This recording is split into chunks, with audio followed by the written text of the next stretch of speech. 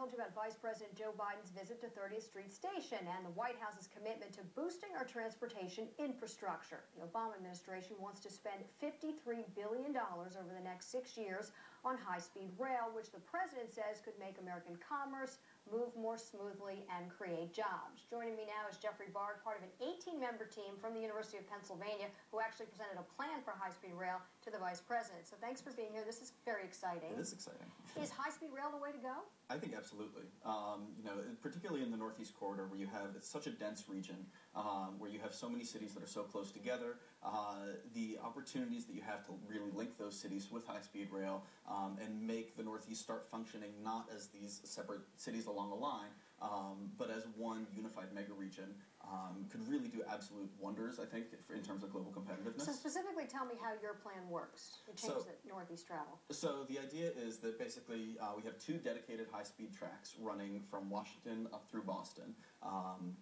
And you have that main spine that goes Boston, New York, Philly, D.C., and then small other stops along the way at those lower tiers of service. But at your top speeds, you're going to get from Philly to New York in 37 minutes. You're going to get from Philly to D.C. in an hour, New York to Boston in an hour 45. So you're changing not just to being dependent on 30th Street Station, but you're creating another hub. Right. So 37 minutes, I mean, that's like driving to Wynwood. That's pretty quickly. Exactly, yeah. And when you can think about the idea of you can get on a train in Center City, Philadelphia, and be in New York just as quickly as you're in Paoli, it's a total game changer.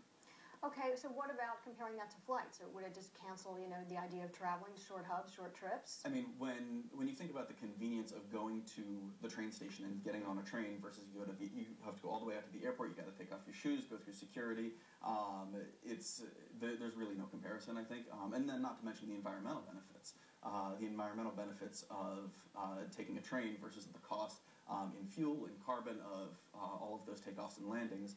And then when you also factor in all of the congestion from our already congested airways, the fact that these trains could actually free up some of that congestion could have ripple effects across the country, even outside of the Northeast. Do you think it'll better our infrastructure and create jobs? And I think about also the cost here. I mean, these trains can be expensive. They're not cheap. You think that if there are faster trains, we're still going to have big demand and people will pay more? Oh, yeah. I mean, this is happening all over the world. You have, certainly China, Japan, Spain.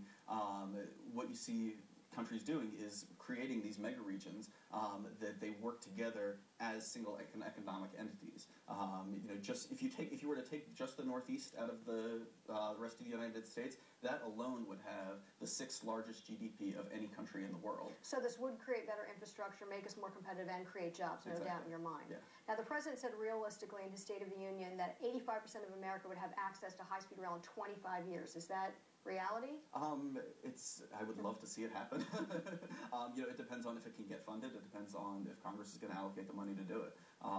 But I think that we certainly have the drive to do it, and it's something that we could really reap benefits from. So in a perfect world, when can we see this start to move forward? Well, it's moving forward right now. Right now there are plans in Congress that they're considering, including the one that we did at the Penn School of Design.